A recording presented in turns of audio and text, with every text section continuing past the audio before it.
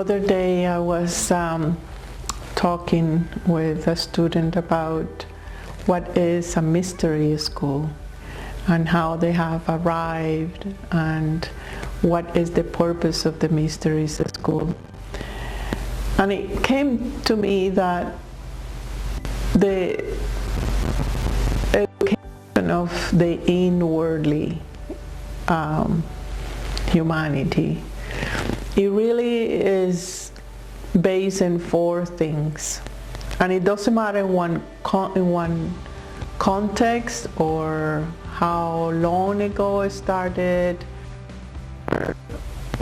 or how it's expressed or who teaches it.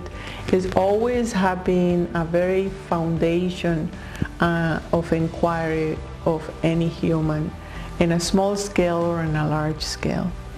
And seekers or people who have the tendency or have more inclination towards the inner world, towards the exploration of the inner world, inevitably is gonna find four kind of gates that they have to come across. The first gate is about understanding, respecting, living, honoring your true nature. And your nature is paradoxically unique to you and also common for everybody.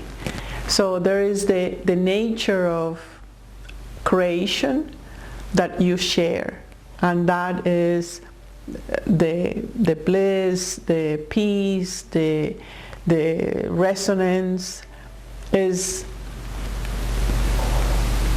in everything and in everybody. It's embedded in everything and in everybody. So that, let's put that aside a little bit, because it's very general and it's very abstract for your mind to grasp that. However, when you realize that, you are definitely in a certain point of awareness when you say, oh, me and the other are the same. But there is also your true nature is unique to you in the sense that you're built with certain kind of permutation and combination of resonances, of frequencies, of sound and light. So it's like you are a unique art piece that emanate a certain vibration, and that vibration gives you a signature that is say, okay, this is the signature of Maria, or this is the signature of Pedro, this is the signature of this person, this is the signature of a monkey, this is the signature of a scorpion, this is a, you know that you have certain way of responding, certain personality, certain qualities. And most of the time we are not accepting that simplicity. We compare to others, we want to be different, we judge how we are, we put stress and that it have to be different, and really you are not cooperating with your true nature to help you to express yourself, to be you, to be more you, boldly and constantly.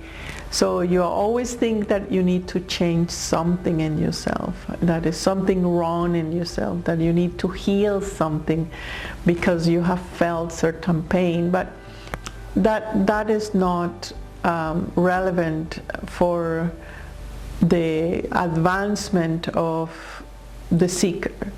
The seeker must be content with the nature that he or she have chosen to embody and to express it.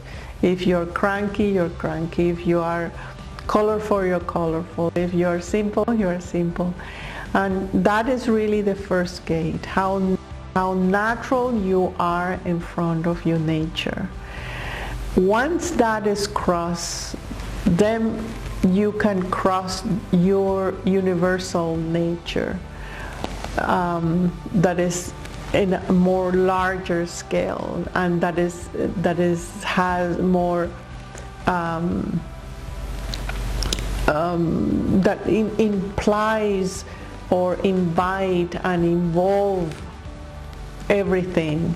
So you start seeing that, yeah, I have my own personal nature, but I am also sharing the same qualities in the other ones with others, with all creation, like the desire to love, the desire to know, the desire to express, the desire to create, all that is common to all, is not something unique to you. The other gate is about making peace with how your life look like, how so far you have made your life. Whatever your life looks like, how it feels, how it's expressed, you need to make peace with it. You need to see that the choices you have made are not right, they are not wrong, they are just either aware with awareness or no awareness. But make peace with that. Is not a big deal to try to always prove that that you're okay and that what you're doing is okay. So it's that act of wanting to be perfect, that the action have to be perfect, and that you have to look in certain way in front of others. Now just relax. It's not really important. In terms of action, it's more about how aware you are in doing the actions. So that is a gate that the seeker need to cross, is to surrender about forcefulness. You don't need to be all the time in front of trying to be good, trying to be perfect, trying to, just be who you are. And if you're listening to what your inspiration is telling you, then you'll flow. So you'll cross that gate. And yes, have the number 2. Yeah, the number 3 gate is the gate of compassion, the gate that you're not only being okay with your actions, but and your life and your nature, but you're also loving it. You're also having fun. You're also having pleasure. You're also sharing. You're also embracing and including others, and you are also feeling that you belong to creation, you belong to your life, you belong to your nature, you belong to your body, you belong to your mind, all that, you belong to it. So with that sense of belonging is huge, because we want it so badly. We want to belong so badly. And at the same time, the ego wants you to believe that you don't belong, and it wants to separate you from your love and from your attention and from your embracement. So that's something that the seeker have to cross sooner or later, is that self-love, self-compassion, self-gratitude. All that is part of the development of the chambers of love. And finally, the seeker will have the shyness of a crystal, so pure and so multifaceted and so fractal, that it become bright, and that brightness comes with knowledge. Knowledge is the part that gives you the understanding of who you are beyond the form. It makes you realize that how I have arrived here in flesh, how I have arrived to exist, how I have arrived to this moment. So in that perspective and wide perception of your movement and your stillness, you are able to know information and to link information that is unique to you and to your brain and your capability. So with this 4 aspects, you start forming a sphere that interact the love and interacts your nature and interacts your will and interacts your knowledge. That cell is the creation itself in you, playing out. It have to be together. They are not exclusive. But here is the fractal aspect. If you enter through love, you open the others. If you master love, you open the others.